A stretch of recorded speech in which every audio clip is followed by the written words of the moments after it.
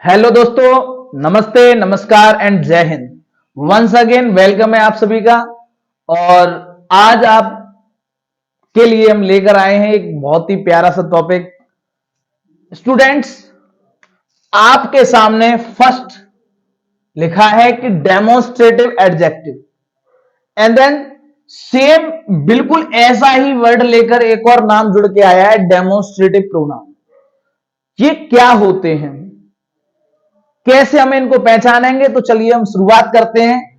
अगर मैं demonstrative pronoun adjective की बात करूं तो डेमोन्स्ट्रेटिव एडजेक्टिव सबसे पहले होते हैं this, that, these and those. अच्छा, अगर मैं डेमोन्स्ट्रेटिव प्रोनाउन की बात करूं, ये कौन से होते हैं? तो ये भी होते हैं this, that, these and those. अब आप सोच रहे होंगे सर, इनको आप पहले डेमोन्स्ट्रेटिव एडजेक्टिव कह रहे हो, फिर आप इनको डेमोन्स्ट्रेटिव प्रोनाउन भी कह रहे हो, एक ही चीज दो दो जगह कैसे हो सकती है? स्टूडेंट्स, यही तो पता करना है। बस इन दोनों में एक छोटा सा अंतर है। क्या? ये डेमोन्स्ट्रेटिव जो एडजेक्टिव हैं, ये किसी नाउन के साथ आते हैं। किसके साथ आते हैं? नाउन के साथ आते हैं, ये ध्यान रखेंगे। डेमोन्स्ट्रेटिव एडजेक्टिव किसी नाउन के साथ आते हैं, तब ये डेमोन्स्ट्रेटिव एडजेक्टिव होते हैं। अगर यही डेमोन्स्ट्रेटिव एडजेक्टिव कि अकेले आते हैं, ये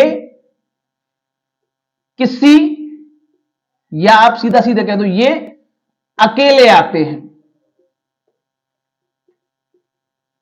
तब ये होते हैं demonstrative pronoun. Students, this, that, these, those.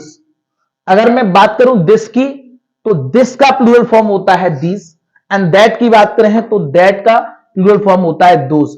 और ये किसी व्यक्ति और वस्तु के की ओर इंडिकेट्स करते हैं, मींस संकेत करते हैं, है ना? तो this, that, these, those and this, that, these, those demonstrative adjective और डेमोन्स्ट्रेटिव प्रोनाउन कैसे होते हैं, ये आपको समझ में आ गया। चलो भाई, एग्जांपल समझ लेते हैं। मैंने डेमोन्स्ट्रेटिव एडजेक्टिव का फर्स्ट एग्जांपल लिया है, दिस बुक इज गुड। अब आप देखिए, ये जो दिस है, दिस आया है प्लस नाउन भी आया है, मतलब दिस के साथ बुक जुड़कर आ रहा है, इसलिए ये है डेमोन्स्ट्रेटिव एडजेक्टिव। बात समझ में आ रही है? दिस बुक इज गुड, यह किताब अच्छी है।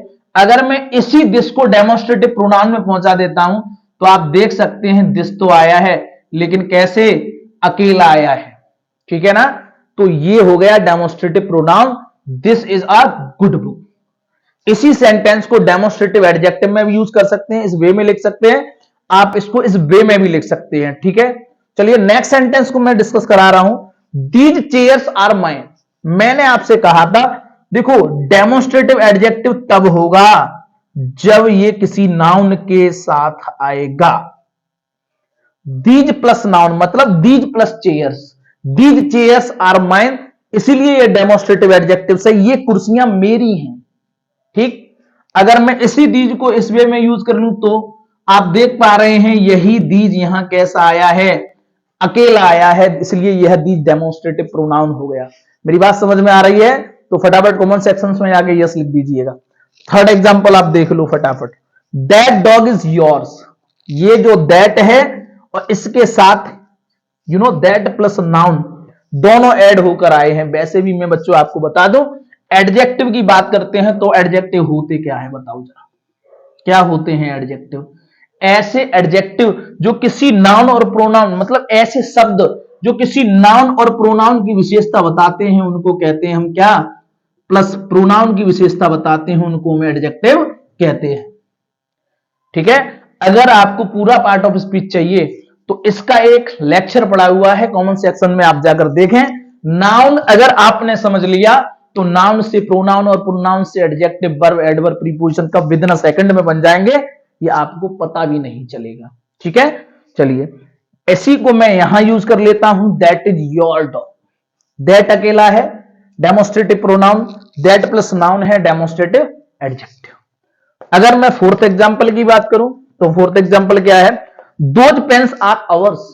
स्टूडेंट्स, दोज के साथ नाउन आया है, डेमोस्ट्रेटिव एडजेक्टिव है, और उसके अकेला यहां दोज आया है, डेमोस्ट्रेटिव प्रोनाउन है, दोज आर अवर पेन्स। बात समझ में आ रही है? तो ये कुछ प्यारा सा रूल था आप स्टूडेंट्स के लिए। अगर आपको ये लेक्चर अच्छा लगा हो तो फटाफट लाइक कर दीजिए, और जितने भी हमारे नए व्यूवर्स हैं वो आज मतलब चैनल पर आए हैं तो चैनल को जरूर सब्सक्राइब कर दीजिएगा। आज के लिए थैंक यू एंड जय हिंद।